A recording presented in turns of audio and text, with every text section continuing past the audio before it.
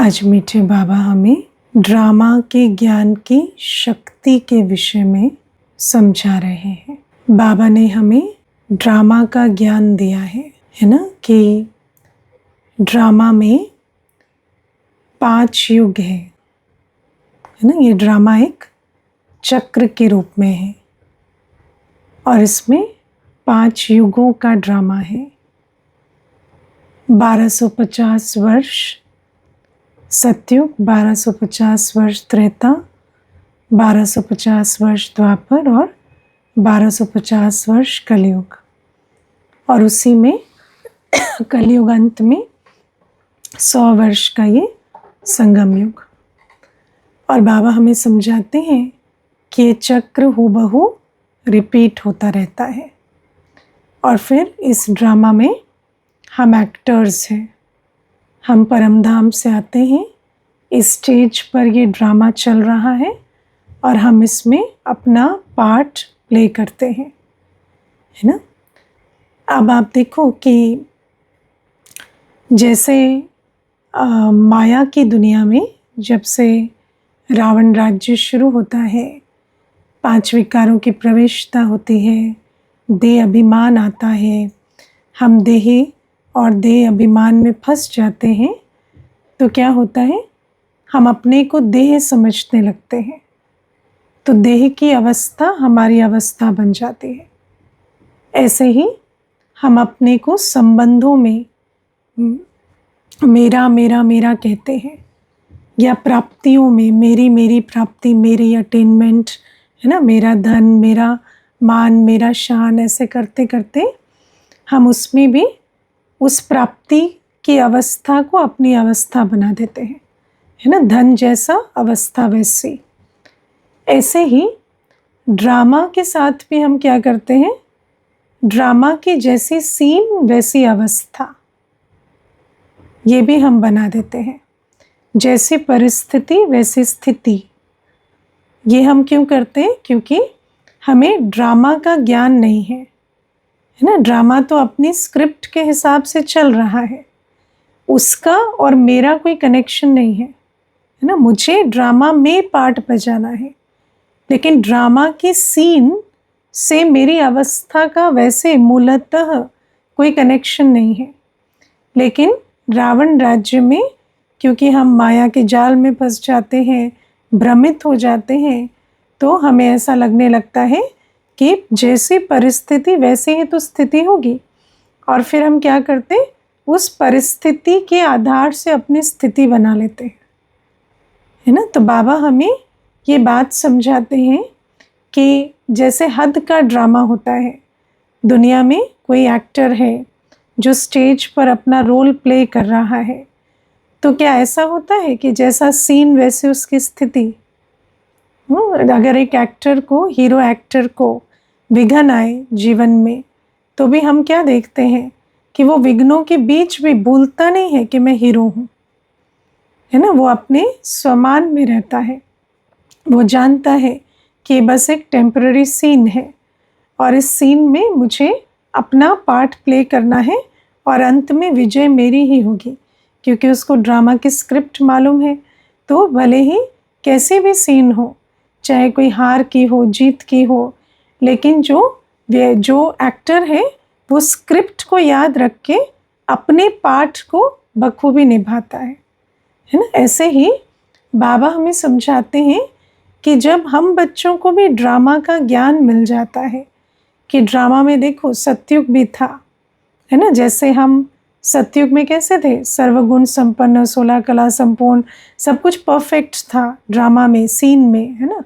सर्वगुण संपन्न, 16 कला संपूर्ण तो चलो हमारी अवस्था थी, लेकिन ड्रामा की सीन में भी सब कुछ परफेक्ट था।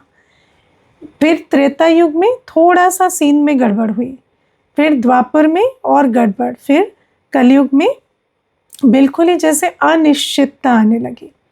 लेकिन बाबा हमें कहते हैं कि ये तो ड्रामा का फ्लो है कि इस तरह से चलेगा, लेकिन तुम आत्मा, क्योंकि तुम बॉडी कॉन्शियस हो गए, तो तुम ड्रामा की सीन में जैसी परिस्थिति आती है, तुमने वैसी अपनी स्थिति बनाना प्रारंभ कर दिया, है ना। ड्रामा में हलचल है तो हम अंदर भी हलचल क्रिएट करने लगे। लेकिन बाबा हमें कहते हैं कि ड्रामा तो क्या है, नित्य परिवर्तनशील है ना। तो सतयुग था वो पार हो गया, त्रेता पार हो गया, द्वापर भी पार हो गया, अब बाबा कहते हैं कलयुग भी पार होने वाला है। तो अब तुम ड्रामा की सीन में अपनी अवस्था को कनेक्ट नहीं करो। अब तुम समझो कि मैं आत्मा अपना रोल प्ले करूं कैसे, डायरेक्टर की डायरेक्शन पर, है ना। डायरेक्टर कौन है, शिव बाबा। तो शिव बाबा मुझे जैसा रोल प्ले करने के लिए कह रहे हैं मैं वैसा रोल प्ले करूं, मैं परिस्थिति के हिसाब से रोल प्ले ना करूं, है ना। स्क्रिप्ट अपनी जगह चल रही है, मैं अपना पार्ट जैसा मेरा रोल लिखा हुआ है या जैसा मुझे डायरेक्टर ने बताया है कि तुम्हें रोल प्ले करना है, मैं उस हिसाब से चलूं। और ये दो बातें अलग अलग है, परिस्थिति और स्थिति अलग अलग हो सकती है, ये बाबा ने हमें समझाया। जैसे एक एक्टर की जो पर्सनल स्टेज है, पर्सनल स्थिति है, और जो वो ड्रामा में जो रोल प्ले कर रहा है, वो दोनों अलग अलग होते हैं ना। कि ड्रामा में जो भी चल रहा है पर उसकी अपनी स्थिति तो अलग होती है, उसके अपने अंदर तो ये है ना। अब अमिताभ बच्चन चाहे कुली का रोल प्ले कर रहे हैं, लेकिन उनके अंदर क्या रहेगा, मैं तो अमिताभ बच्चन हूँ, ये थोड़ी रहेगा मैं कुली बन गया, है ना। चाहे उस समय वो टेम्पररी पार्ट जो है वो कुली का प्ले कर रहे हैं, लेकिन बुद्धि में क्या है, मैं कौन हूँ, मैं तो एक्टर हूँ। ये नहीं है कि मैं ये रोल हूँ जो प्ले कर रहा हूँ। तो बाबा भी हमें समझाते हैं कि तुम एक्टर अलग हो, ड्रामा की सीन अलग है, और ड्रामा में जो तुम रोल प्ले कर रहे हो वो एक टेम्पररी पार्ट है। तो जैसे हमने समझा कि मुझे अपने आप को इस देह से अलग समझना है ना। मैं इस देह में बैठी हूँ पर मैं देह नहीं हूँ, मैं बूढ़ी जवान गोरी काली, है ना, स्त्री पुरुष नहीं हूँ। मैं क्या हूँ, मैं तो एक आत्मा हूँ। ऐसे बाबा हमें कहते हैं चाहे तुम्हारा रोल कुछ भी है ना, या ड्रामा में उस रोल के तहत तुम कोई भी परिस्थिति को पार कर रहे हो, लेकिन तुम्हें ये नहीं भूलना है कि मैं तो मास्टर सर्वशक्तिवान हूँ, है ना। मैं तो अभी विश्व परिवर्तक हूँ, मैं तो शिव बाबा का बच्चा हूँ। तो बाबा हमें ड्रामा की सीन और अपने आप को अलग करके देखना सिखाते हैं। पहले क्या था, जैसे ड्रामा की सीन, जैसा मेरा रोल, हम उसी स्वमान में रहते थे, है ना। अगर गरीबी की सीन है तो मैं गरीब हूँ, है ना। परेशानी की सीन है तो मैं तंग हूँ, लेकिन नहीं, वो बाहर है, वो सीन है, वो एक टेम्पररी रोल है, लेकिन मैं वो रोल प्ले करने वाले एक्टर हूँ, मैं वो रोल नहीं हूँ। इस बात को हमें अपने अंदर धारण करना है ना। तो बाबा हमें, देखो मैं आपको उसमें एक एग्जाम्पल देती हूँ। जब आप ट्रेन से ट्रैवल करते हैं तो कई बार ऐसा होता है ना कि आपकी जो ट्रेन है वो खड़ी है ना, और बाजू वाली ट्रेन चल रही है ना। बाजू वाली ट्रेन जो है, जो ट्रेन बगल में है, वो चल रही है। तो आपको ऐसा भ्रम पैदा होता है कि मेरी ट्रेन चल रही है, होता है ना।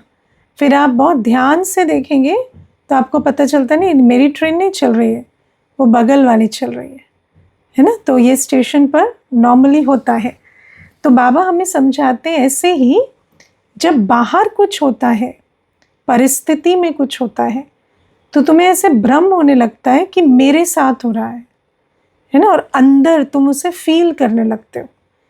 लेकिन बाबा हमें कहते हैं ये भी एक संस्कार है जो हमने बनाया है, इसीलिए मुझे वो फीलिंग आ रही है। लेकिन वास्तव में ऐसा कुछ नहीं है। वास्तव में परिस्थिति अलग है और मेरी स्थिति अलग है ना। मैं चाहूँ तो इस दोनों को, जैसे आप ऑब्जर्व करके ये क्लैरिटी ला सकते हैं कि बाजू वाली ट्रेन चल रही है, मेरी नहीं चल रही। ऐसे अगर आप ड्रामा के ज्ञान को बहुत अच्छे से समझें तो आपको ये अनुभव होने लगेगा कि परिस्थिति में हलचल है, लेकिन उस परिस्थिति की हलचल में मैं अपने स्वमान में अचल अडोल रहूं, ये बिल्कुल पॉसिबल है ना। और फिर बाबा हमें कहते हैं कि जो हलचल वाली परिस्थिति भी है ना, ये धीरे धीरे धीरे धीरे बदल कर अचल अडोल की तरफ जा रही है।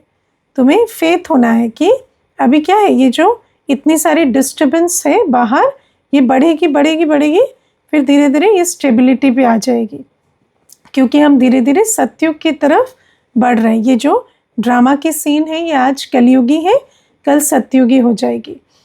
लेकिन मुझे अभी से ये ज्ञान के आधार से अभ्यास करना है कि परिस्थिति की अवस्था, परिस्थिति की स्थिति और मेरी स्थिति दोनों अलग अलग है ना। तो ये बाबा ने हमें ड्रामा का ज्ञान दिया। जैसे बाबा ने हमें देह और आत्मा अलग अलग है, संबंध और आत्मा अलग अलग है, प्राप्तियां और आत्मा अलग अलग है। पहले तो हम सब कुछ जोड़ कर बैठे थे ना, प्राप्तियों की अवस्था मेरी अवस्था है ना, संबंध की अवस्था मेरी अवस्था, शरीर की अवस्था मेरी अवस्था। ऐसे बाबा हमें समझाते ड्रामा की सीन और आपकी अवस्था भी अलग अलग है। सीन बहुत भयानक हो सकती है, सीन बहुत दुखदाई हो सकती है, सीन बहुत नुकसान की हो सकती है, लेकिन बाबा कहते तुम्हारा नुकसान नहीं हो रहा है, तुम एक आत्मा हो, तुम्हारा नुकसान, तुम्हारा दुख, तुम्हारी हलचल तुम्हारी चॉइस है ना। तुम चाहो तो हर सीन में स्वमान में, स्टेबिलिटी में रह सकते हो। तो ये ड्रामा का ज्ञान बाबा ने हमें दिया। इस ज्ञान के आधार से हम क्या बन जाते हैं, हम बन जाते हैं साक्षी दृष्टा, है ना। हम साक्षी दृष्टा बन जाते हैं, क्योंकि मुझे समझ आया कि मैं आत्मा ड्रामा की सीन को वैसे देख सकती हूँ जैसे मैं कोई थिएटर में बैठकर, है ना, कोई मूवी को देखती हूँ या कोई हद का ड्रामा देखती हूँ स्टेज पर। ऐसे मैं इस ड्रामा की सीन को अपने स्वमान की सीट पर बैठकर देख सकती हूँ, है ना। जैसे बाहर आप कोई सीन चल रही होती है स्क्रीन पर, तो देखते हो ना, अचल अडोल होकर हंस हंस कर कोई भी सीन देख सकते हो। हॉरर की भी सीन चल रही होगी तो क्या करते हैं, बहुत हंस के लोटपोट होके भी हॉरर सीन देख लेते हैं। तो ऐसे बाबा हमें समझाते हैं कि तुम बच्चे भी अपने भ्रिकुटी पर बैठकर स्वमान में स्थित होकर अचल अडोल अवस्था में हर सीन को देख सकते हो, है ना। किसी भी सीन में मुस्कुरा सकते हो, ट्राई करना, है ना, ट्राई करेंगे। हाँ, कोई भी सीन, आज सारे दिन में कैसे भी सीन आएगी। किसी ने आकर कहा ये कप टूट गया, है ना, तो अंदर बैठे बैठे बिल्कुल अचल अडोल, है ना, मुस्कुरा कर कहो कोई बात नहीं, उसे रख दो। या उसको कोई शिक्षा भी दी, है ना, ऐसे नहीं, ऐसे क्यों टूट जाता है, ऐसे अटेंशन दिया करो, तो शिक्षा भी दी तो डिस्टर्ब होकर नहीं, या कोई वैसे जाने भी दिया तो भी डिस्टर्ब होकर नहीं। तो इसे प्रैक्टिस करना है। मैं आपको एक बात बताती हूँ। इसमें एक कन्या आती थी सेंटर पर, तो बहुत छोटी कन्या थी, 16-17 ईयर्स की थी। तो जैसे आई और कोर्स किया तो फिर एकदम से बाबा पर निश्चय होकर बहुत अच्छी चलने लगी। तो मैंने उसको कहा कि आपको ऐसे निश्चय क्या, किस बात पर हुआ, या क्या बात आपको समझ आई। तो मुझे कहती है कि मुझे ड्रामा का ज्ञान बहुत अच्छा लगा। तो मैंने कहा क्या अच्छा लगा आपको ड्रामा के ज्ञान में। तो कहती कि मैं ना जब से मतलब जब से मेरी स्मृति है, जब से मुझे याद है, मेरे घर में बहुत झगड़े होते हैं, मेरे माता पिता आपस में बहुत झगड़ते हैं, यहाँ तक कि मारपीट तक भी बात रोज़ चली जाती है। तो मैंने बचपन से बहुत वायलेंस देखा घर में, और मैं एक ही बच्ची हूँ। तो मैं हमेशा ना जैसे ही वो झगड़ते हैं तो मैं रोने लगती थी, और मैं बहुत डिस्टर्ब हो जाती थी, और मेरे को बहुत थॉट्स चलते थे। तो जब मैंने ड्रामा का ज्ञान लिया ना, तो मुझे लगा कि अच्छा, तो मैं साक्षी दृष्टा भी हो सकती हूँ, माना वो जो भी कर रहे हैं उससे मैं अनअफेक्टेड भी हो सकती हूँ। ये मुझे पहली बार समझ में आया कि वो सीन, जैसे मैं कोई फिल्म देखती हूँ या कोई ड्रामा देखती हूँ, ऐसे अपनी भ्रिकुटी के आसन पर बैठकर कंफर्टेबल सीट पे मैं ये सीन देख सकती हूँ।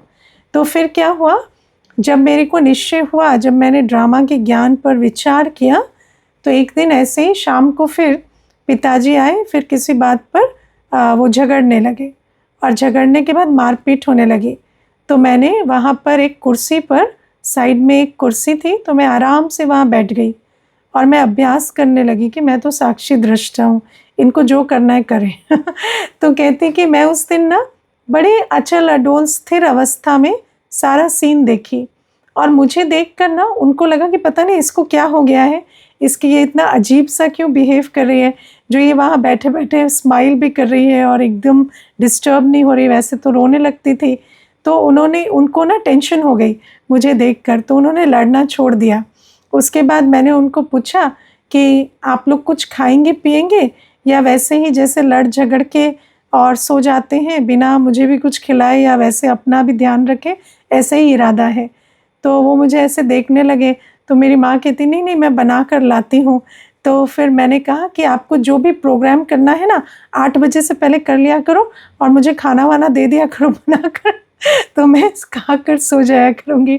तो उस दिन पता नहीं उनको क्या हुआ, उसके बाद से वो जो एनवायरनमेंट भी है वो घर में चेंज होने लगा, है ना। तो आप सोचो कि बाबा हमें समझाते हैं कि ये जो मल्टीप्लायर इफ़ेक्ट होता है ना, परिस्थिति से स्थिति में हलचल, स्थिति में हलचल से रिएक्शन, रिएक्शन से फिर परिस्थिति को बल भरता है ना। तो एक व्यक्ति रो रहा है, दूसरा उसमें रिएक्ट करता है, फिर दोनों मिलकर रो रहे हैं, एक झगड़ रहा है, एक क्रोध कर रहा है, दूसरा उसमें रिएक्ट कर रहा है, फिर वो बढ़ रहा है।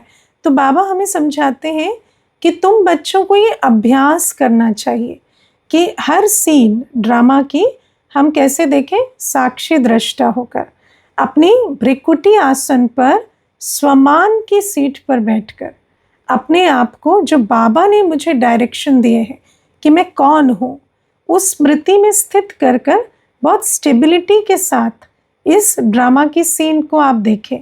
और इसका अभ्यास हमें बाबा ने बहुत सुंदर सिखाया है कि जब हम अमृत वेले उठते हैं तो अमृत वेले हम आंखें खोल कर योग करते हैं, है ना। और बाकी समय भी जब भी हम सिटिंग योग करते हैं तो हम आंखें खोल कर योग करते हैं। और आंखें खोल कर जब हम बैठते हैं तो हम अभ्यास क्या करते हैं, 3 चीज़ें इकट्ठे, मैं आत्मा हूँ, आत्म अभिमानी स्थिति, मैं बाबा की याद में बैठी हूँ, और आँखों के सामने जो भी सीन है उसको देखते हुए भी जैसे मैं नहीं देख रही हूँ, आँखें देख रही हैं, पर मैं आत्मा उसके प्रभाव से बिल्कुल न्यारी हूँ, है ना। बहुत छोटे छोटे अभ्यास है। मान लीजिए कि कोई आवाज़ हो रही है ना, या हवा चल रही है, तो आपकी खिड़की जो है थोड़ी सी मूव कर रही है या दरवाज़ा हिल रहा है, तो आप उसमें क्या करें, आप बिल्कुल साक्षी दृष्टा होकर कि ये हो रहा है, पर वो बाहर की हलचल मेरी हलचल ना बने। ऐसा अभ्यास जब करते चले जाएंगे तो जिस समय कोई भी विघन, पेपर, समस्या, कोई भी बात आती है तो उस समय भी हम ये अभ्यास प्रैक्टिकल में ला सकेंगे, है ना। आज मुझे इंग्लिश क्लास में एक माता कह रही थी कि कई बार हमारी अवस्था ऐसी हो जाती है कि अंदर तो चलता रहता है, ड्रामा है, ड्रामा तो है, ड्रामा तो रिपीट होता है, ड्रामा तो बाहर है, मैं तो स्वमानधारी हूँ, लेकिन फिर साथ साथ में फील भी होता रहता है ना। अंदर वो दुख भी फील हो रहा है, कह रहे हैं कि बाहर हलचल है, मैं तो अच्छा लडोल हूँ, लेकिन फिर भी फील होता है। तो मैं उनको यही समझा रही थी कि ये क्यों होता है, क्योंकि हम फ्री टाइम पे अभ्यास नहीं करते। हम जब आती है ना कोई परीक्षा, कोई बड़ी बात, तब अभ्यास करने की कोशिश करते हैं। लेकिन बाबा हमें कहते हैं आत्म अभिमानी स्थिति का अभ्यास, मैं आत्मा देह से न्यारी हूँ, संबंधों से न्यारी हूँ, ये अभ्यास, बाबा की याद का अभ्यास और साक्षी दृष्टापन का अभ्यास, मैं भ्रिकुटी पर बैठकर अचल अडोल होकर हर सीन को देखूं, ये तीनों अभ्यास हमें कब करने होंगे, फेवरेबल परिस्थिति में, है ना। हमें बाबा ने ज्ञान दिया, तो जब कोई भी विघन नहीं है, कोई भी चैलेंज नहीं है, उस समय हम ये अभ्यास करें। और जब हम ये अभ्यास करेंगे तो इससे हमारी वृत्ति या स्थिति तैयार होगी, और फिर हम उस वृत्ति और स्थिति को तब इमर्ज कर पाएंगे जब कोई प्रतिकूल परिस्थिति है, कोई अनफेवरेबल सिचुएशन है ना। तो इसीलिए ये अभ्यास, तो बाबा एक हमें कहते हैं कि ड्रामा के ज्ञान की शक्ति को अनुभव करके साक्षी दृष्टा बनो। फिर दूसरा बाबा हमें कहते हैं कि ड्रामा का ज्ञान हमें कहता है ड्रामा की हर सीन हम बच्चों के लिए कल्याणकारी है ना। देखो दुनिया में ना 2 बिलीफ सिस्टम है। एक बिलीफ सिस्टम कहता है कि दुनिया में जो भी कुछ हो रहा है ना वो मेरे नुकसान के लिए हो रहा है, उसमें मेरा अकल्याण समाया हुआ है ना। जैसे आप देखना, मुझे एक बार ना एक भाई आए और मुझे एक वीडियो दिखा रहे हैं।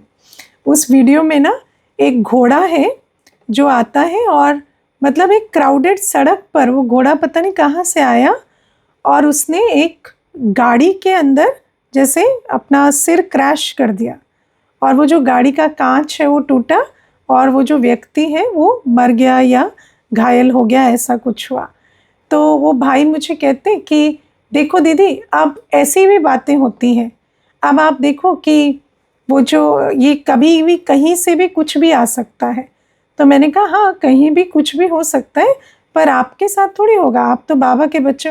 कहते नहीं दीदी, अगर कोई बाहर से भाग के घोड़ा आएगा ना तो पहले तो मेरी ही गाड़ी में टकराएगा, मेरी किस्मत इतनी खराब है ना। तो आप सोचो कि कई आत्माओं को ना संकल्प ही ऐसे चलते कि दुनिया में जो भी अकल्याण होगा ना वो मेरे ही साथ होगा, है ना, या कोई नुकसान होगा तो मेरे ही साथ होगा। तो अब आप सोचो कि इस आधार से तो हम कितनी नेगेटिविटी को, नेगेटिव परिस्थितियों को अट्रैक्ट करते है ना। तो इसीलिए आज चेक करना कि मेरी इंटरनल धारणा क्या है। क्या मुझे ऐसा लगता है कि मैं भाग्यवान हूँ, जो कुछ श्रेष्ठ होगा वो मेरे ही साथ होगा, या मुझे ऐसा लगता है कि मैं ही दुर्भाग्यवान हूँ और जो कुछ बुरा होगा वो मेरे ही साथ होगा, है ना। इसको चेक करना, ये बहुत बड़ी चेकिंग की पॉइंट है। क्योंकि आप सोचो कि बाबा हमें रोज़ नशा चढ़ाते हैं कि तुम बच्चे कोटों में कोई हो।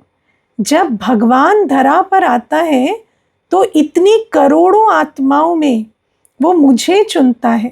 ये मेरा भाग्य है कि मैं भगवान की बनती हूँ। तो जब मैं इतनी भाग्यवान हूँ कि भगवान जब आता है तो वो मुझे चुनता है, तो क्या मेरा इतना भाग्य नहीं है कि परिस्थितियाँ भी, अच्छी परिस्थितियाँ भी मुझे चुनेंगे, या मेरे जीवन में सब कुछ कल्याणकारी होगा। तो बाबा हमें समझाते हैं कि हम बच्चों के लिए ड्रामा सदैव कल्याणकारी है ना। क्योंकि हम बच्चों को, हम सतयुगी बनने वाले हैं। हमें जो भी परिस्थिति हमारे जीवन में आती है ना, वो हमें नुकसान पहुंचाने के लिए नहीं आती, वो हमें आगे बढ़ाने के लिए, हमें अनुभवी बनाने के लिए आती है। लेकिन उसका मुझे निश्चय होना चाहिए, है ना। क्योंकि परिस्थिति ने मुझे क्या बनाया या परिस्थिति में क्या कल्याण समाया था, उसको पता करने में बहुत समय लगता है ना। जब परिस्थिति की रिजल्ट आती है तब पता चलता है। लेकिन जो वो जर्नी है, कोई बात आई, रही, पार हुई, उस बीच की जो यात्रा है वो यात्रा सुखदायी हो, मैं हमेशा सुख स्वरूप स्थिर अवस्था में रह सकूं, उसके लिए मुझे निश्चय चाहिए कि ड्रामा मेरा कल्याणकारी है। मेरे जीवन में कोई भी अकल्याण नहीं होता। तो अकल्याण मेरा हो नहीं सकता, ये निश्चय करने से दो बातें होती। एक तो आप लॉ ऑफ अट्रैक्शन के अकॉर्डिंगली अकल्याण को अट्रैक्ट नहीं करते। क्योंकि अगर आप पहली फिलॉसफी से चलते हैं कि दुनिया में सब कुछ मेरे साथ बुरा होता है और मैं दुर्भाग्यवान हूँ, तो आप उसे बहुत अट्रैक्ट करते हैं, है ना। आप देखना, ये दो अंतर मनुष्य की सफलता असफलता को निर्धारित करते हैं।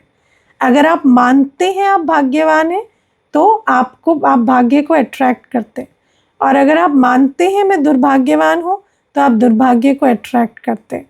और दूसरी बात कि कोई भी सीन मानो प्रेजेंट में टेस्ट की है या कोई विघ्न की है, लेकिन अगर मुझे आंतरिक निश्चय है कि ड्रामा कल्याणकारी है तो मैं उस सीन में अचल अडोल रह सकती हूँ, है ना। और इस पॉइंट का निश्चय कैसे हो, जब मुझे ये निश्चय है कि मुझे बाबा ने ये ज्ञान दिया है कि ड्रामा कल्याणकारी है, तो मेरा अकल्याण हो नहीं सकता। तो बाबा कहते हैं जब इस प्रकार से भी चलते हैं तो हर सीन में, अच्छी बुरी में अचल अडोल रहते हैं। और अचल अडोल रहना इतना इम्पोर्टेंट क्यों है? हाँ, अचल अडोल रहने का इतना महत्व क्यों है? आप सोचो, इस पूरे महीने के, मास के जो अव्यक्त इशारे हैं वो अचल अडोल एक रस स्थिति बनाने पर है। क्यों है? क्योंकि बाबा हमें कहते हैं ये जो संगम युग है ये पुरुषार्थ का युग है, सेवा का युग है, ये भाग्य बनाने का युग है। और भाग्य बनाने के लिए, पुरुषार्थ करने के लिए, सेवा करने के लिए हमें क्या चाहिए? अचल अडोल स्थिति। अगर हम स्वयं ही हर समय परिस्थिति से, किसी बात से, है ना, या कोई सीन से हलचल में आते रहेंगे तो हम सारे दिन कौन सा खेल खेलेंगे? ऐसे ऐसे ऐसे ऐसे होने का, है ना। हलचल में आया, फिर ठीक किया, फिर हलचल में आया, तो यही चलता रहेगा। लेकिन हमें कौन सा खेल खेलना है? ऊपर जाने का। तो ऊपर कैसे जाएंगे? जब स्टेबिलिटी होगी अंदर। अगर स्टेबिलिटी नहीं है तो हम बाबा को याद भी नहीं कर सकेंगे, या हमें कोई, है ना, मुरली भी सुनेंगे तो भी हलचल वाला जो माइंड है वो मुरली की पॉइंट भी नहीं समझ सकेगा। तो इसीलिए बाबा हमें कहते हैं सेवा करनी है, भाग्य बनाना है, पुरुषार्थ करना है, याद की यात्रा करनी है, जो भी कुछ करना है उसके लिए पहले फाउंडेशन चाहिए अचल अडोल अवस्था का, है ना। ऊंची चढ़ाई पर चढ़ना है तो पहले तो अपनी बॉडी कंट्रोल होना चाहिए ना। ऐसे इस माइंड से, इस मन बुद्धि से हमें अगर ऊंची चढ़ाई चढ़नी है, कमाई करनी है याद की या श्रेष्ठ कर्मों की, तो पहले तो हमारी मेंटल स्टेबिलिटी होनी चाहिए, तभी हम ऊंची चढ़ाई चढ़ पाएंगे। तो बाबा ये बातें हमें आज समझाते हैं। फिर प्यारे बाबा आज हमें सरल स्वभाव के प्रति इशारा दे रहे हैं, है ना। सरल स्वभाव क्या होता है? सरल स्वभाव होता है जहाँ हम किसी भी बात पर व्यर्थ चिंतन नहीं करते, है ना। बहुत क्या, क्यों, ऐसे वैसे, है ना, कई होते हैं ना बहुत कॉम्प्लिकेटेड थिंकिंग हर बात में, है ना, बहुत कॉम्प्लिकेटेड थिंकिंग। मुझे याद है एक बहन थी, वो सेंटर आती थी, तो उसको ना किसने मुझे कैसे देखा, किसने मुझे ओम शांति की या नहीं की, किसने मुझे प्रश्न पूछा, उस प्रश्न के पीछे उनका क्या इंटेंशन था, बहुत ओवर एनालाइज करती, है ना। जैसे उनको किसी ने पूछ लिया, मान लीजिए कि आप कुमारी हैं या माता हैं, है ना, मान लीजिए इतना सवाल पूछ लिया, तो कुमारी है ना, तो उसके अंदर ये चलता कि इसने मुझे इसलिए पूछ लिया कि मेरी शादी नहीं हुई है इतनी आयु तक, है ना, तो ये मुझे क्रिटिसाइज करने के हिसाब से ये प्रश्न पूछ रहे हैं, है ना। तो मुझे एक बार कहती कि मुझे सब लोग ऐसे क्यों पूछते हैं, आप कुमारी हैं या माता हैं? तो मैंने कहा ठीक है, पूछ लेते हैं, तो क्या ऐसी बात हो गई। वैसे तो बाबा हमें कहते हैं ब्राह्मणों को विस्तार में नहीं जाना है, लेकिन ब्राह्मणों को विस्तार में जाने से कौन रोके, है ना, बहुत बहुत विस्तार में जाते हैं। तो जब विस्तार में जाते हैं तो क्या करें। तो मैंने कहा कि पूछ लेते हैं। कहती नहीं नहीं दीदी, उनकी ना बातों में एक कमेंट टाइप का होता है, ऐसा लगता है जैसे कह रहे हैं कि, है ना, अब इतनी उम्र तक आप कुमारी ही हो टाइप। तो मैंने कहा अगर कोई कह भी रहा है तो आप इतना उनके भाव स्वभाव को क्यों एनालाइज कर रहे हैं, वो किस इंटेंशन से कह रहे हैं, क्या कह रहे हैं, क्यों इतना एनालाइज कर रहे हैं। तो कहती नहीं नहीं दीदी, अब बुद्धि तो चलती है। तो ये भी क्या है, ये भी एक संस्कार है ना। ये जो ओवर थिंकिंग, ओवर एनालिसिस, इसका संस्कार बनाते हैं। और ये जो संस्कार होता है ना, ये सरलता के बिल्कुल विपरीत होता है, ये सरल स्वभाव नहीं है ना। तो जब हम ऐसे संस्कार बनाते हैं तो ये संस्कार हमें बाबा की याद में नहीं रहने देते, ये संस्कार हमें गुण नहीं देखने देते, ये संस्कार हमें कल्याण नहीं देखने देते, ये नेगेटिव संस्कार है, इससे हमारी सृष्टि भी नेगेटिव बनती है। तो बाबा कहते हैं सरलता का स्वभाव होना चाहिए, है ना, सरलता का स्वभाव, कि कोई भी बात में व्यर्थ ना चले, है ना। ये ऐसा है, उन्होंने ये पूछा, उनका मतलब ये था, वो ऐसा पूछ रहे थे, वो ऐसा सोच रहे थे, वो ये करने की कोशिश कर रहे थे, उनकी धारणा ऐसी है, उनका संस्कार ऐसा है, इन बातों में हमें नहीं जाना होता। तो बाबा हमें समझाते हैं कि जो सरलता वाले होते हैं ना, वो उनकी एक निशानी क्या होती है, वो बहुत जल्दी समेट लेते हैं अपनी बुद्धि को।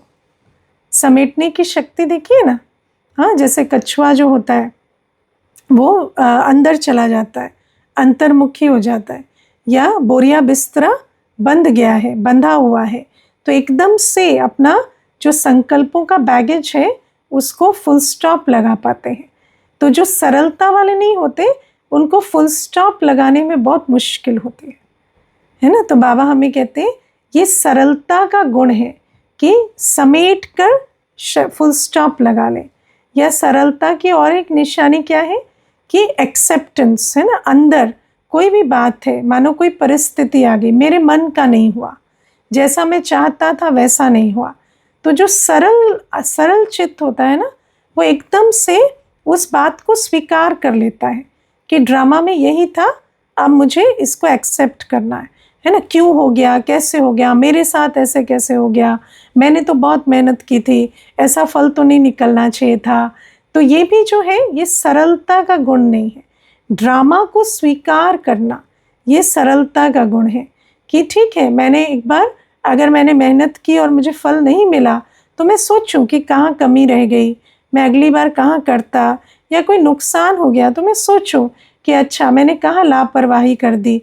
लेकिन ऐसे नहीं कि मैं उसको सोचता ही चला जाऊं, फुल स्टॉप ना लगे, है ना। फिर सरलता का और एक स्वरूप होता है निर्माणता, है ना, ईगोलेस होना। अब आप देखो कि जिसके अंदर सरलता नहीं होती ना, उसको उसके अंदर एक बहुत बड़ी कला होती है, हर बात में इंसल्टेड फील होने की कला होती है उनमें, है ना। जहाँ पर आप सोच भी नहीं सकेंगे ना, उस बात पे भी वो इंसल्टेड हो जाएंगे, है ना। मुझे याद है एक एक माता थी, तो उसको जैसे कभी किसी की भी बात कर रही हूँ, मान लो मैं कह रही हूँ कि है ना, ये माता जो है, ये बहन जो है, ये बहुत अच्छा भोजन बनाती है, तो एकदम से क्या कहेगी, दीदी मैं भोजन अच्छा नहीं बनाती क्या। तो मैंने कहा नहीं, आपकी बात ही नहीं हो रही ना अभी, अभी तो उनकी बात कर रही हूँ, आपकी बात आपसे थोड़ी करेंगे, आपकी अगर प्रशंसा करेंगे तो आपके मुंह पे थोड़ी करेंगे, कहेंगे ना दूसरों को कि अच्छा ये माता बहुत अच्छा भोजन बनाती। लेकिन क्या होता कि जैसे कोई तीसरे की भी बात हो रही है तो इंसल्टेड फील कर लेंगे, या दो आपस में बात कर रहे हैं तो सोचेंगे मेरी ही निंदा कर रहे हैं, या मेरे बारे में बात कर रहे हैं, है ना। या हर बात पर, हर परिस्थिति में ओफेंडेड फील करना उनको आता है। तो बाबा कहते हैं ये सब सरलता के गुण के विपरीत है। और बाबा हमें समझाते हैं कि हम बच्चों को अब सरल चित्त बनना है। जो सरलता के गुण की धारणा करते हैं, स्वभाव को सरल बनाते हैं, वो बाबा की याद में रह सकते हैं, क्योंकि उनके अंदर सरलता के साथ स्वच्छता जुड़ी हुई है ना। क्योंकि जहाँ व्यर्थ चिंतन नहीं चलता, जहाँ ओवर थिंकिंग नहीं होती, वहाँ चित्त साफ होता है, मन क्लियर है, फुल स्टॉप लगा हुआ है। तो जब वो फुल स्टॉप वाली आत्मा जब चाहती है कि मुझे बाबा को याद करना है, तो एकदम से उसकी बुद्धि की तार जुड़ जाती है। और अगर हमने बहुत ओवर थिंकिंग का संस्कार बनाया है तो क्या होता, याद में बैठते हैं और 15-20 मिनट, आधा घंटा तो फुल स्टॉप लगाने में ही लग जाता है ना। कोई भी बात अंदर चल रही है तो रुक ही नहीं रहे। तो बाबा हमें ये समझाते हैं कि ऐसा सरल चित्त बनना है कि हमारा योग भी बाबा से सरल या सहज रीति से लग सके। और ये सरल स्वभाव बनेगा कैसे, जब हम बाबा की याद से अपने आप को भरपूर करेंगे। क्योंकि ये जो हर बात में ओवर थिंकिंग, क्यों हमारे इतने संकल्प चल रहे हैं, क्योंकि हमें हमारे अंदर अप्राप्ति है, असंतुष्टता है। तो जैसे जैसे हम बाबा की याद से, बाबा की श्रीमत पर चलकर स्वयं को भरपूर बनाते जाते हैं, तो हमारे अंदर सरलता का गुण भी धारण होता जाता है। तो ये बाबा की शिक्षा। प्रश्न है, हम फिर हलचल वाली चॉइसेस क्यों लेते हैं, है ना। जैसे अभी समझाया कि ड्रामा की जो सीन है उसमें हलचल है, लेकिन मेरे अंदर हलचल ना हो ये पॉसिबल है। तो प्रश्न है कि फिर हम हलचल में क्यों आते हैं, क्योंकि हमने 63 जन्म से वो संस्कार बनाया है ना। इसीलिए बाबा हमें कहते हैं जब संस्कार बन जाते हैं तो पहले अटेंशन देना पड़ता है ना। जैसे संस्कार जब बन गया है तो मुझे अब नोटिस करना पड़ेगा कि अंदर की हलचल और बाहर की हलचल कनेक्टेड नहीं है। और मुझे, जैसे मैंने आपको बताया, योग खुली आंखों से करते हुए ये अभ्यास करना पड़ेगा कि बाहर की हलचल अंदर की हलचल ना बने, है ना। कभी अभ्यास करके देखो, गर्मी हो रही है, ठीक है ना, तो बाहर हलचल है, बाहर टेम्परेचर ऊंचा हो रहा है, लेकिन अंदर हलचल ना हो, पसीना भी छूट रहा है ना, गर्मी शरीर को लग रही है, लेकिन आप स्थिर शांत होकर योग कर सकें, इसका अभ्यास करके देखो, तो आपको पता चलेगा कि हाँ ये पॉसिबल है। फिर जैसे जैसे वो निश्चय बढ़ेगा, अनुभव बढ़ेगा, तो छोटी बड़ी हर बातों में आप उसे अप्लाई कर सकेंगे। जैसे पहले देह से भी न्यारा होना बहुत डिफ़िकल्ट था, क्योंकि वो भी संस्कार बन गया था। ऐसे ड्रामा की सीन से भी न्यारा होने में मेहनत लगेगी, क्योंकि संस्कार बना हुआ है। ठीक है, ओम शांति।